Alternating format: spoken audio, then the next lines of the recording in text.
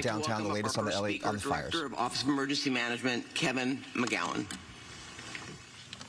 Thank you, Supervisor, for the introduction. I'd like to share some important announcements about the county's emergency alert system and the progress that we've made with our partners in addressing the alerts that have been going out in error.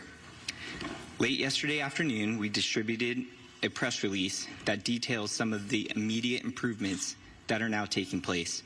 Copies of this press release are available at the front of the room. First, we have made an initial determination that the erroneous alert that went out the first time on Thursday from the Emergency Operations Center was indeed correctly targeted to the right recipients. We believe that the problem occurred in the software system that accidentally blasted this alert countywide rather than to the targeted recipients who needed to get the information to safely prepare to evacuate. As we drill down with our vendor to establish the root cause and apply corrective measures, we are taking the immediate step of changing our alert and notification system to partner with the California Governor's Office of Emergency Services and the State Alert and Warning Center. The county's Emergency Operations Center is already tied in with the state's Operations Center and can actively issue emergency notifications in coordination with the state utilizing the state system. Second, on the issue of the echo alerts that continued to go out countywide yesterday after the first erroneous alert was corrected, we've been working tirelessly with FEMA, the FCC, the state, and our region's telecommunications providers, and we've made the preliminary determination that the echo alerts happened as cell towers came back online after they were knocked offline due to this disaster. The outdated alerts were cached in the system, and as they came back online, started being released to the public.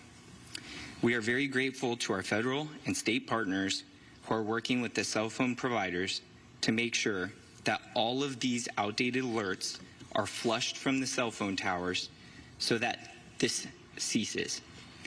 We believe this process is largely complete, and we are working with our federal partners and the providers to ensure that there is not a reoccurrence of the alerts going out in error. This has been frustrating, unacceptable, and the public is in the most need of accurate information, and we are moving forward rapidly to reestablish that. Finally, the press release spells out some of the immediate improvements that we are concurrently making to establish a more robust multi-layered notification system. We're enhancing 211 call network to respond to the public's urgent need for information. Technology, it can be great. These emergency alerts helped us evacuate hundreds of thousands of people in immediate life safety measures. We've undoubtedly saved lives. But the last couple of days have also reminded us that technology is vulnerable to the impacts of a disaster, especially unprecedented ones. So I will close by reminding everyone in the public, please, for your safety, the safety of your family and friends, to receive emergency alerts, you can sign up for our local program, which will be utilized by the state by going to Alert LA County. These are customized alerts. They are different than the wireless emergency alert. When you sign up, you can put landlines, your cell phone, you could receive text and email messages. Go to lacounty.gov/emergency to sign up for Alert LA County.